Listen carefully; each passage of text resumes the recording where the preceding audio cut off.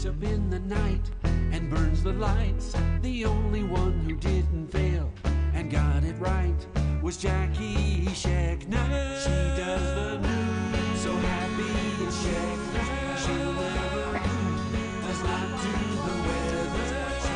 Yeah. It's Jackie. Here she is, editor-in-chief of Investigate Russia. Hello, Jackie Scheckner. Good morning. Good morning. Wow. Is it? Is it, Jackie? Is it? It's. I don't even know anymore. Robert De Niro, really? Yeah, I know. Yeah. I mean, it really is. It's hard to even. It's not just terrifying. But that's the point of terror, right? Yeah, I mean, this is a who's who of Trump rally enemies and bogeymen. I mean, Bruce Orr needs to be careful. Kathy Griffin. Who else? Alec Baldwin. I mean, there's Meryl a Streep. whole list. Yeah, James Comey. I mean, all of these people. This is. By the way, goes after day after day after day. By the way, with these news cycles, I totally forgot to mention his last lie about Comey. Remember, he said, "I have 100 pictures of Mueller and Comey hugging and kissing." The FBI is like, no, there are 0 pictures. That was the best, right? BuzzFeed put out, they had a Freedom of Information Act request to say, okay, if you've got pictures of Comey, and Mueller hugging, I'd like to see them. And the FBI came back and said, yeah, we don't have those. Yeah, 0 would be the number of James Comey. I have to give him credit. He tweeted, my wife is so relieved. I missed that. That's awesome.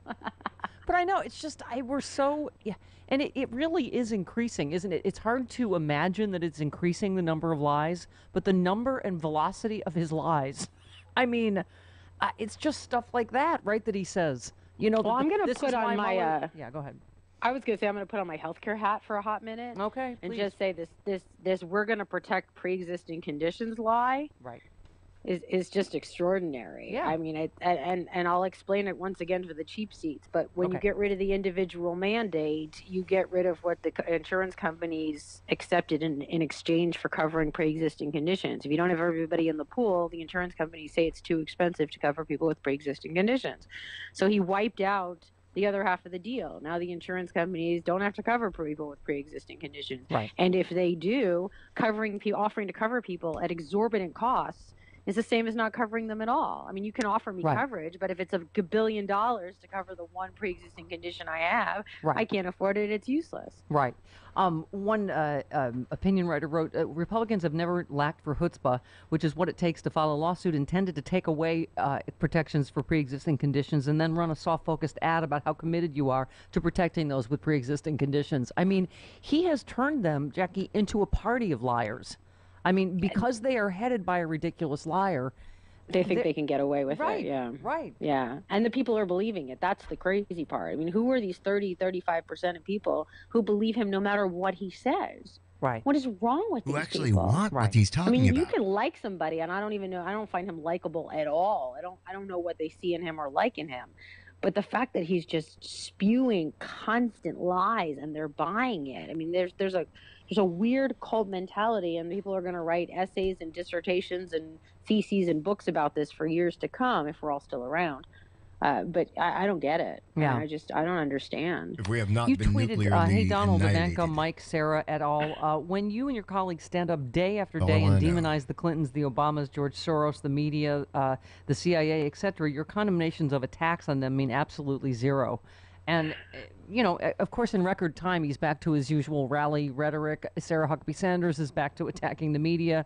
He's back to attacking the media this morning, putting this all at their feet. I was super curious, as everyone else was, of what was going to happen during last night's rally. And I said, I've seen enough of these to know that if you get rid of the attacks on the people who were targeted, you got about 15 minutes of material.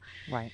And he went back to kind of his greatest hits of things he says he's done that he hasn't, but he did add in there a little bit of snark, and it was very like it was, can you believe I have to be nice now? Right? It wasn't this is a solemn moment and we've just been faced with multiple counts of attempted murder. This was, all right, I'm being nice because I gotta be nice because blah blah blah. And okay, it was very like snarky, tongue in cheek. watch what I do, not what I say. Moment. Right, and how far are we from him going, people are saying this is probably a Democrat hoax? Like, I mean, it just... Oh, that's already happening online. I mean, there's already complaints that it's a false flag. There's claims that it's the Democrats setting up. Yeah, dog whistle. Sorry. Exactly. The dog whistle is getting louder. It's working. Sorry. Jamie. Go ahead, Jackie. Sorry. Whenever we feel like it's the bark of truth when someone speaks really like truth. Heavy truth. It's the truth. It's the truth. Jamie, I have no idea what's going on over there. It's Jamie just saying, you're right, Jackie. You're right. Well, I feel validated now. That's cool. Go ahead. Yeah, no, it's the same. I mean, it's like, hey, you guys believe that I got to be nice now because the media's got to tone it down because the media's saying all these negative things and they're really the ones causing the problem. I mean, it's absurd. He tweeted this morning, the New York Times has a new fake story that now the Russians and Chinese, glad they finally added China, are listening to... See what he's doing. What is he talking about? Are listening to all my calls on cell phones, except that I rarely use a cell phone. When I do, it's government authorized. I like hard lines, just more made up fake news. Once again, Jackie, these are former officials that worked with him that are not trying to undermine him, that are alarmed for national security, saying he won't listen to anybody. Yeah, I mean, what we were finding out last night behind the scenes, we were hearing on sort of through news commentators, is this is current aides who are telling the media because he's not listening. Right. And they're I'm sorry, current and former. You're correct. Yeah. I mean, they're throwing up their hands and saying we can't get through to him. Maybe a news report will. This is the intelligence community saying you're using. And also, his stupidest line in there is the fact that he likes hard lines. He likes hard lines. Oh, I like hard lines. Guess what, you dumb shit? Every phone that you use is digital. Yeah, those ones on your desk, those Cisco phones, yes, they're encrypted, but they're digital. They actually are little computers. When you talk on them, you're talking on the same networks that your cell phone calls go through after the cell. Because I don't think Trump actually has any real friends. Right. But the people that he believes... That will listen to him whine, right? Right. I mean, who's going to pick up the phone? Hannity. Can I just say that... Who wants that job if you're Russian or Chinese to have to listen to Donald Trump's bitch fest with Sean Hannity? Good That's God. That's a low-level intern job if I ever heard one. My God. That's a coffee boy job. That's a high burnout job. All right. No, go ahead. What were you going to say? Oh no, just the fact that they're using it in an incredibly manipulative way. It's let's find out who he talks to, let's find out who he listens to, let's then manipulate the people. Let's get the people close to those people to manipulate him.